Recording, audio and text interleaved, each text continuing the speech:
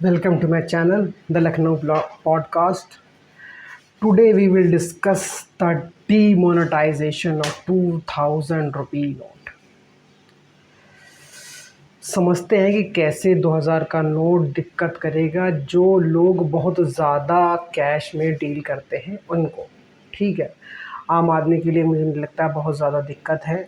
बहुत कम 2000 के नोट मैंने खुद देखे हैं आज साल भर 1.5 साल में। क्योंकि बैंक वाले देते नहीं हैं।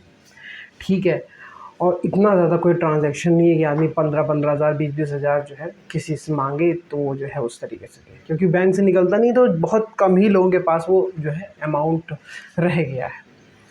3 लाख समथिंग जो है वो टोटल रुपयों के रूप में वो है, जिसमें 2000 के नोट हैं। टोटल वो 21 लाख में, ठीक है, 13% समथिंग जो है 2000 रुपये के नोट उसमें है, और 73% जो है आपका 500 रुपये के नोट में है। हाँ, इतना ज़्यादा रुपया है। 73% नोट जो है आपके 500 के हैं, जो ओवरऑल करेंसी भारत में इशूड है वो। ठीक है, अब इसे मान लीजिए आपके पास 2000 रुपये का नोट है, तो आपको मान लीजिए एक्स जगह चाहिए, मान लीजिए 100 कमरे चाहिए।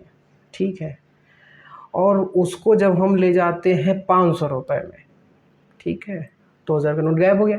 अब आपको 500 के नोट में उसको भरना पड़ेगा। तो आपको 100 कमरों की जगह अब चाहिए आपको 400 कमरे।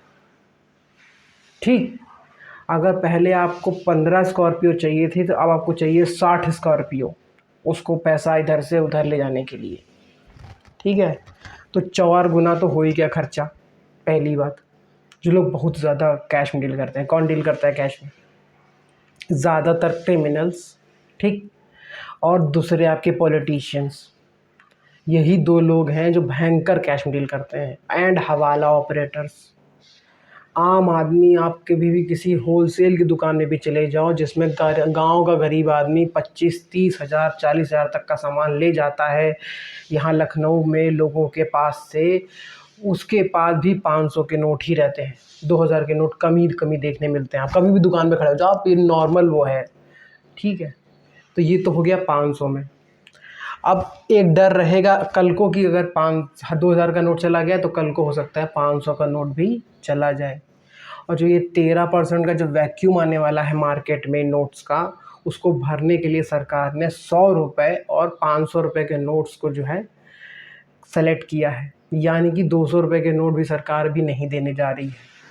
तो एक तो कैश को तुड़वाने का संकट बना रहेगा, ठीक है, और लोगों को ज़्यादा कैश कैरी करना पड़ेगा। ठीक, कैसे?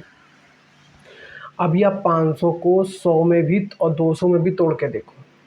एक बार फिर से उसी को करते हैं। पहले 100 घर लगते थे जब 2000 का नोट चाहिए था, 2000 का नोट था। अब हो गए 400 घर। ठीक, अब अगर उसी को आप ले आते हो 200 वाले में, तो पहले 100 घर चाहिए थे, अब आपको चाहिए 1000 घर। अब आपको 1000 घर चाहिए, उतना ही अमाउंट आपको जो है जब कैश में रखना है तब 10 टाइम्स का मामला चला गया। पहले अगर 10 ठो स्कॉर्पियो चाहिए थी तो अब चाहिए 100 ठो स्कॉर्पियो, 100 ठो ड्राइवर। ठीक है, इस सब में रिस्क भी उतना ही बढ़ता चला जाता है, क्योंकि इतना ज़्यादा नोट जो है जब आप लेके चलोगे तो वो दिखाई देता है। ठीक है, छोटा नोट जो है, बड़ा नोट जो है छुपाया जा सकता है, छोटा नोट छुपाया भी नहीं आ सकता। इसी काम को जब आप 100 रुपये में ले आते हो, क्योंकि सरकार 200 का नोट भी करेंसी जारी नहीं करने जा रही है, सिर्फ 100 और 500 की बात कर रही है, तो ये खर्चा हो जाएगा आपका 20 गुना। यानी कि पहले आपको अगर 100 घर में आप नोट छुपा के रखे थे तो आपको चाहिए 2000 घर इस समय। कहाँ 100 और कहाँ 2000। इसमें इतना ज़्यादा होने के बाद कैसे आप उस नोट को छुपा के रखोगे? सबसे ज़्यादा दिक्कत तो यही है। ठीक, अब लोग कह रहे हैं रियल एस्टेट वालों को जो है इसका बहुत नुकसान होगा। ठीक है, रियल एस्टेट वालों को बहुत ज़्यादा नुकसान नहीं होगा। क्यों नहीं होगा? गवर्नमेंट के एक आदेश के अकॉर्डिंग आपको अगर 5 लाख से ऊपर का कोई भी रजिस्ट्री करनी है तो आपको चेक से पेमेंट करना पड़ता है। ठीक है, ये आज से नहीं है, बहुत दिन से लागू है। आपका आधार ले लेते हैं, आपका पैन कार्ड ले लेते हैं, ठीक है, तो वो तो पहले से ही कम्प्लीटली सिस्टम में आ चुके हैं लोग आज 3-4 साल से। 5 लाख से वो नीचे का कोई प्लाट ही नहीं है। छोटी छोटी दुकानें भी जो हैं 10-10 लाख की हैं, ठीक है, तो 5 लाख से नीचे तो कोई बात करना ही बेकार है। वो घर के टुकड़े उकड़े करके बेचोगे तो भी मुझे लगता 5 लाख का आएगा, ठीक है। तो वहाँ पे तो मामला है, लेकिन तब भी आदमी कैश में देता तो था ही थोड़ा बहुत। कुछ पार्ट दिखा दिया कि हमने चेक से दिया है, जो लीगल पार्ट होता था, जो ऑफ द बुक्स रहता था, उसको जो है वैसे ही दिया जाता था। रजिस्ट्री ऑफिस में घूस भी जो है 2 नंबर के नोटों में ही दी जाती थी। अभी साल भर पहले जो है एक रजिस्ट्री कराने गए थे छोटे से प्लाट की, तो पता लगा वहाँ पे एक ठो मैम है, तो वो जो सीनियर है वहाँ पे, सबसे ज़्यादा सीनियर है, शायद अवस्थी नाम था उनका, वहीं के वकील साहब और चाय वाले बात कर रहे थे कि वो रोज़ 50 लाख रुपया कैश लेके जो है इस रजिस्ट्री ऑफिस से जाती हैं, कैसरबाग लखनऊ से। अब ये लोगों की गॉसिप ही है, तब भी मान के चलिए इतना होगा। एक एक आदमी से 2-2 हज़ार रुपया, 10-10 हज़ार रुपया ये लोग लेते हैं, और दिन भर में कितना आदमी आता होगा रजिस्ट्री करवाने। तो इन लोग के लिए आप समझिए मज़ेदार, पहले मान लीजिए एक बैग लेके जाती थी 2 हज़ार वाला, अब इनको चाहिए 4 बैग, ठीक, तो 4 बैग के लिए गाड़ी भी ज़्यादा चाहिए। तो इन लोग के लिए अगर समस्या नहीं होगी तो हम लोग के लिए कैसे सही होगा? ये लोग इतना पैसा क्यों लूटते हैं आम जनता से भाई, कि इनको सारा पैसा कैश में ही चाहिए, बाकी आदमी को तो कैश में नहीं चाहिए।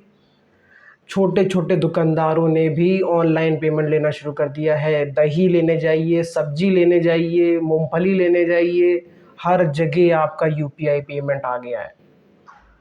पानी के बतासे से लेके और आपका खाने वाला पान तक।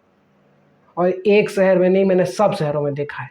उत्तर प्रदेश में तो बहुत जगह देखा है, ठीक है। तो कोई ये तो ना कहे कि कैश की वजह से दिक्कत होने वाली है, कोई दिक्कत नहीं होने वाली है। एटलीस्ट छोटे आदमी को तो कोई दिक्कत नहीं होने वाली। ये हो सकता है कि जिस आदमी को ऑनलाइन ट्रांजैक्शन अभी करना नहीं आता है, वो थोड़ा दिन में उस चीज़ को सीखेगा, ठीक है। अब धरने में इसका सेकंड पॉइंट ये है कि धरना देने में कैसे ये पैसा इस्तेमाल होता है। पहले आपके सीए के प्रोटेस्ट हुए थे, शाहीन बाग वाले, कुदरती बिरयानी बट रही थी वहाँ पे, ठीक है। कुदरती बिरयानी ऐसा कुछ नहीं होता है, हर चीज़ के लिए पैसा देना पड़ता है, नगद में देना पड़ता है, ठीक है। आपको कोई भी सामान फ्री में नहीं देगा, और एक बार दे देगा, 6 महीने तक तो कोई नहीं देगा, ठीक है। तो वो सारा पैसा हवाला ट्रांजैक्शन से ही आया होगा कैसे न कैसे करके, ठीक है। फिर वो कैश में था इसलिए आराम से चला आया। अब जब कैश एक गाड़ी की जगह 4 गाड़ी और एक गाड़ी की जगह 10 गाड़ी की बात हो रही है, तो कहाँ से उसको जो है मैनेज किया जाएगा? Mobilization of tax will be a costly process in the future. उस पैसे को एक जगह से ले जाना और दूसरी जगह तक ले जाने में ही सबसे बड़ी समस्या आने वाली है। अब ये है गोल्ड प्राइसेस के दाम बढ़ेंगे इसके बाद, ठीक है। आदमी कैश की जगह जो है सोने की बट्टी आती है, मैंने देखी तो नहीं है पर सुना है लोगों से कि आधे किलो की बट्टी 32 लाख की होती है और पूरे 1 किलो की बट्टी 64 लाख की होती है, ठीक है। अब 64 लाख मान लीजिए आप जेब में रख लीजिए, तो वो मोबाइल जैसा रहेगा, आपके जेब में आराम से चला जाएगा, चाहे जहाँ ले जाइए भाई। लेकिन उस पर भी उतना भरोसा नहीं है लोगों को। जैसे मैं किसी एक बहुत नोन पर्सन को दूंगा तभी वो मुझ पर भरोसा करेगा कि ये दे रहा है तो ये 1 किलो की बट्टी 1 किलो की है, सोना प्योर है। तो वहाँ पे ट्रस्ट वाला इशू है, पर नगद के साथ ट्रस्ट वाला इशू नहीं है। नगद नगद है, नगद नारायण है, उसमें कोई इशू नहीं है, ठीक। तो ये धरना वरना कैसे होएंगे अब, ठीक। इसके बाद आपका फार्मर प्रोटेस्ट हुआ, 6-6 महीने तक लोग बैठे रहे, पैर की मसाज कराते रहे, पिज़्ज़ा खाते रहे, रोड जाम कर दी इन लोगों ने, दिल्ली वालों की ऐसी तैसी कर दी, और दिल्ली के केजरीवाल ने उनका सपोर्ट किया। और ये साले दिल्ली वाले इसे 100-100 रुपये की बिजली के लिए ऐसे बिके हुए हैं कि ये लोग अपनी ही कब्र खोदने में लगे हुए हैं। अरे 100 रुपये की बिजली की क्या वैल्यू है? लेकिन नहीं, बार बार उसको वोट दे के जिता देते हैं, वो वहीं नाटक करता रहता है दिल्ली में वो बार बार। तो ये साले गरीब होके निर्लज्ज भी हैं। 200 रुपये की बिजली कहाँ चली जाती है, लेकिन नहीं। तो दो चीज़ें, एक तो रियल एस्टेट में बहुत ज़्यादा नुकसान नहीं होने जा रहा है, और होने जा रहा है तो भाई थोड़ा होगा, बहुत ज़्यादा जो लोग कैश में ट्रांजैक्शन करते थे उनको होगा, बाकी ज़्यादा आम आदमी को, एक मध्यम वर्गीय परिवार जिसकी सैलरी 50,000 1 लाख रुपए तक है, उसको बहुत ज़्यादा दिक्कत नहीं होने जा रही। इसके आगे वालों को होगी, तो उससे आम आदमी को कोई फ़र्क नहीं पड़ता है भाई, ठीक है। बड़े धरनों में क्या फ़र्क पड़ेगा कि बड़े धरनों में पैसा ले जाना, लाना ले जाना दिक्कत होने वाली, ठीक। अब वायलेंट ग्रुप्स की बात कर लीजिए एक बार। छत्तीसगढ़ झारखंड में जो माओइज़्म फैला हुआ है, नक्सल मूवमेंट चलते रहते हैं, ये सब काम कैश में तो होता ही होता है। ये सारा काम आपका ऑनलाइन पेमेंट से तो नहीं हो सकता है, चेक से तो नहीं हो सकता है। क्यों? क्योंकि उसकी ट्रेल रह जाती है, कैसे पैसा यहाँ से वहाँ गया, वहाँ से यहाँ आया ना। तो इस चक्कर में ये सारा काम कैसे होता है? कैश में होता है। अब तुम्हारी फिर लंका लगने वाली बेटा। जब 1000 का नोट गायब हुआ था तो लोगों ने ज़मीन खोद खोद के जो है डिब्बे निकाले थे, उसके अंदर से 1000 के नोट निकले थे, तब उसको जो है भरा था पहले गरीबों के खाते में, फिर वहाँ से जो है वापस लिया था। बहुत नुकसान हुआ उसमें लोगों का। लोग कहते हैं मायावती तो इसी में गरीब हो गई, नहीं तो चुनाव कहो जीत जाती 2017 वाला, ठीक है। क्योंकि ये तो सरकार में थे, 2016 से 17 में इनकी सरकार गई है, उससे पहले तक तो ये सरकार में थे समाजवादी पार्टी, तो इन्होंने तो अपना पैसा आराम से जो है चेंज करवा लिया। एक जने को मैं सुन रहा था यूट्यूब पर, उन्होंने कहा कि ट्रांसपोर्ट बसेस में उन्होंने सबसे ज़्यादा जो है उस पैसे को एक्सचेंज किया, कि लोगों ने दिया था ये पैसा मुझे, तो ये मैं उसको सबमिट कर रहा हूँ, ठीक है। अब ये अनवेरीफाइड सोर्सेज हैं कुछ कुछ इसमें, लेकिन ऐसा मान के चलिए कि पैसा कैसे आदमी वो करेगा, ब्लैक का वाइट करेगा, ठीक है, ऐसे ही करेगा।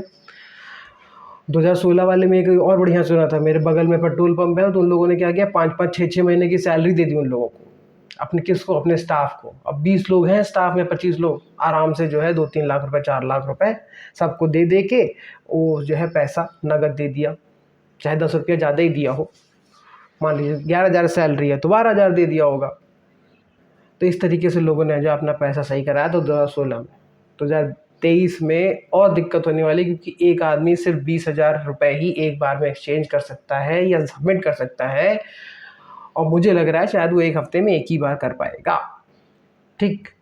मान लीजिए आपके पास 2 करोड़ रुपए हैं, तो 1000 लोग चाहिए आपको अपना पैसा सही करने के लिए। तो इसका फिर घूम के वही आएगा कि आदमी सोना खरीदेगा, सीधी सी बात। जो 64 लाख की बट्टी है उसको खरीदेगा 70 लाख या 67 में, जितने भी होगी उससे कुछ पार्ट आपको देना पड़ेगा भाई उस आदमी को, ठीक है। इनोसेंट इंडियंस में क्या फ़र्क पड़ने वाला है? इनोसेंट इंडियंस में जैसे मैंने कहा, होलसेल वाले कुछ लोगों को दिक्कत होने वाली, क्योंकि भाई 500 का नोट गिनने में जल्दी गिनना नहीं मिलता है, 2000 का नोट गिनने में जल्दी आसान है भाई, ठीक है। तो वहाँ पे थोड़ा दिक्कत हो सकती है, लेकिन उससे बहुत बड़े व्यापारियों को, और वो भी धीरे धीरे मुझे लगता है गांव का आदमी भी अब ऑनलाइन आ ही जाएगा, आज नहीं तो कल। अब उसमें शिक्षा का भी बड़ा महत्व है, लेकिन आ जाएगा। एक चीज़ और रह गई है बस,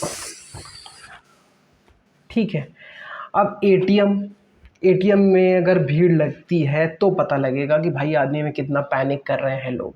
आज 23 तारीख है, ठीक है, आज 23 मई है, आज ही के दिन से आपका पैसा जो है एक्सचेंज शुरू होना शुरू हुआ है, ठीक है।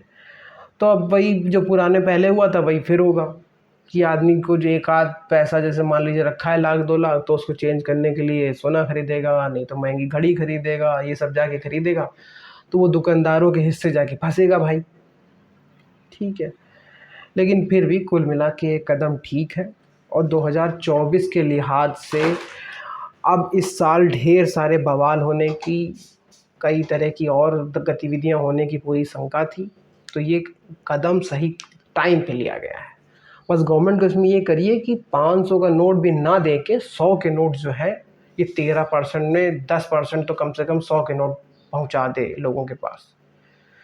लिक्विडिटी मार्केट में जब तक 10-100 के नोटों की ज़्यादा रहेगी, तब तक ये वो जो सिस्टम है ये बना रहेगा, और लोगों को डर लगता रहेगा कि ज़्यादा कैश नहीं रखना है। हालांकि 500 का नोट जाने वाला नहीं है, वो 73% है मार्केट में इस समय। बहुत बड़ा नंबर होता है 73%। टोटल ओवरऑल करेंसी का 73% नोट्स जो हैं वो 500 रुपीज़ डिनोमिनेशंस में, तो वो जाने वाला तो नहीं है। बट ये कदम अच्छा है, लोगों के लिए भले का है, आम आदमी के लिए बढ़िया है। रियल एस्टेट के प्राइजेस शायद गिरेंगे थोड़े बहुत, और नहीं गिरेंगे तो स्टेबल रहेंगे कुछ दिन तक, 2-3 महीना 4 महीना तो स्टेबल रहेंगे ही रहेंगे। ठीक है, धन्यवाद। प्लीज़ सब्सक्राइब करें।